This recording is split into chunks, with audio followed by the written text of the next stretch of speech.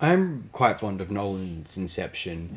It's a film which is so poised and molded to be some sort of opus or kind of life's work. It's so conscious and considerate of being something which is all encompassing and considered one of the great works of all time by everyone, that I think to some degree in the execution it can maybe fall slightly on its face.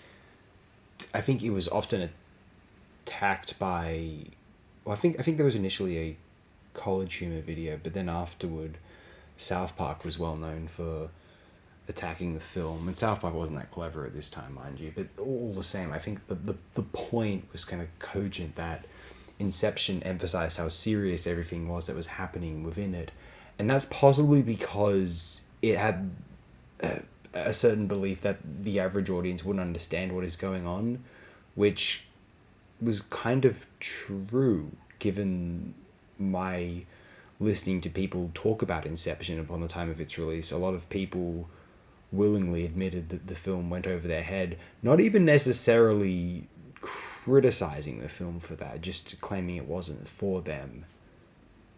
I think there are those who will find the film too lofty and a bit, oh God, it's not as clever as it thinks. Whenever a film tries to be something really magnificent, really clever and brilliant, there are those who will attack it for this, or rather they would imply, oh no, there are films that can pull this off.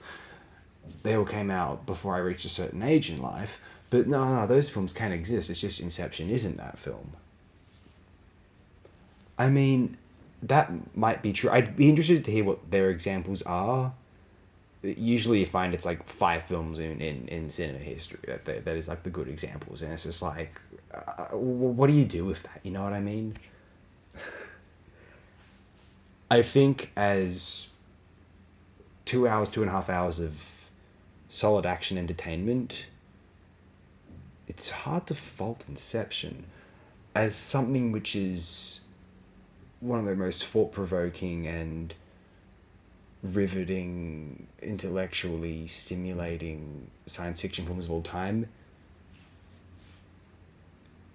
It's almost worth comparing it to the first Matrix, wherein it's more about the execution and the thrill of it all rather than any intellectual substance it has. Although the Matrix's cultural observations were quite sharp and superlative and intriguing, Inception's better at discerning the nature of a more ontological reality, whereas the Matrix, it's more poised in social commentary, I feel, put more political, whereas Inception is more overtly or effectively existential.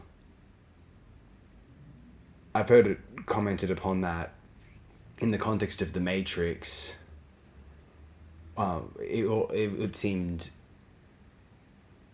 unusual how the players of the Matrix weren't so horrified, or weren't as, it seemed that they got a certain joy out of acting as superheroes within the Matrix itself, and you would almost think that there was some kind of yearning to want to be in the Matrix more so, or, I mean, to be fair, within the rules of the Matrix, it's, you can't be a superhero within there forever, the agents will come after you. But the point is, Inception does present the very real possibility that, yeah, people who are aware of this magnificent technology and this simulated reality would want to spend a lifetime there. And it does break them once that they leave it. She can't accept that she's in reality as everyone else around her understands it.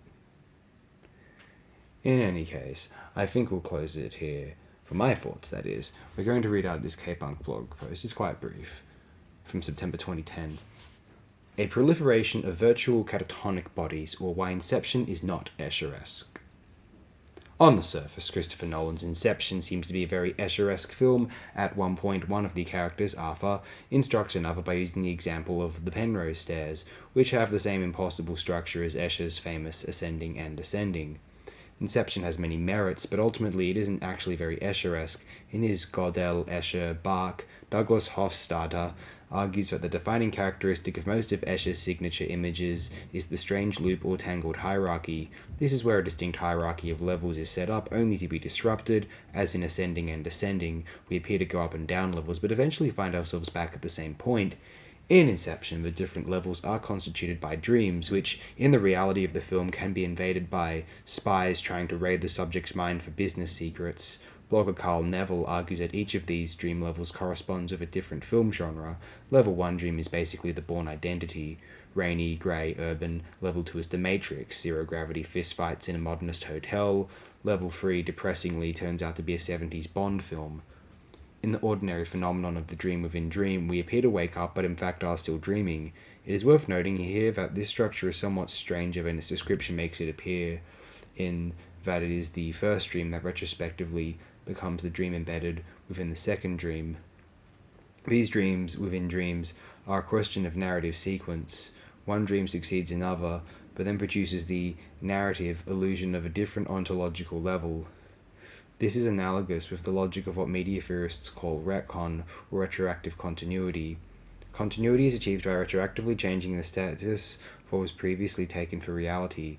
It's no accident that the most famous example of retcon, one whole season of Dallas being retroactively redefined as a dream sequence, involved dreaming. Far from the second dream being really contained within the first, its whole existence depends upon the dissolution of the first. The appearance of different levels is a narrative effect generated by the retroactive continuity of the dream state. There is only one level of real physical causal dependence. The dream relies upon the body of the dreamer remaining asleep, which is partly why Lacan claimed that the goal of dreaming was to keep the dreamer asleep. But the dreams within dreams in Inception differ in at least two respects from this. Firstly, there is no time when someone wakes up from a previous dream and remembers it as a dream. Rather, the subjects just leap into another dream space. Nolan includes a scene explaining that this is how dreams work. We are always thrown into the middle of them. Secondly, Nolan produces a dream architecture in which there are multiple levels of real rather than apparent dependence. In Inception, each dream within a dream depends upon the Dream 1 level up continuing in the background, to go down a level, to pass, for instance, from Bourne Identity Level 1 dream to Matrix Level 2 dream. The characters have to fall asleep in the first level dream. In other words, Nolan expands what in ordinary dreaming is a two-tier structure, the sleeping body and the dream, into a potentially infinite regress. As they go down a level, each character requires a new dream body, but this avatar depends upon a virtual catatonic body one level up. The dream avatars at Bond movie Dream Level 3, then, can only continue to exist while the virtual catatonic bodies at Level 1 and Level 2 and their real physical bodies all remain asleep. In ordinary dreams, the physical body is effectively a Level 0, and when something happens in/to the physical body, these physical/neurological events are remotivated by the dream as narrative shifts, hence the well-known phenomenon of alarm clocks becoming sirens in dreams and such like. Nolan's proliferation of virtual catatonic bodies means that this translation of physical stimuli into dream work also proliferates, with each level acting as a quasi-physical level cause for what lies beneath it. The most obvious example of this in the film is the way that the tumbling of the van off a bridge at Level 1 becomes converted into zero gravity at Level 2. So Inception has a well-formed hierarchy, but what stops the film from being properly Escher-esque is that the hierarchy is never disrupted.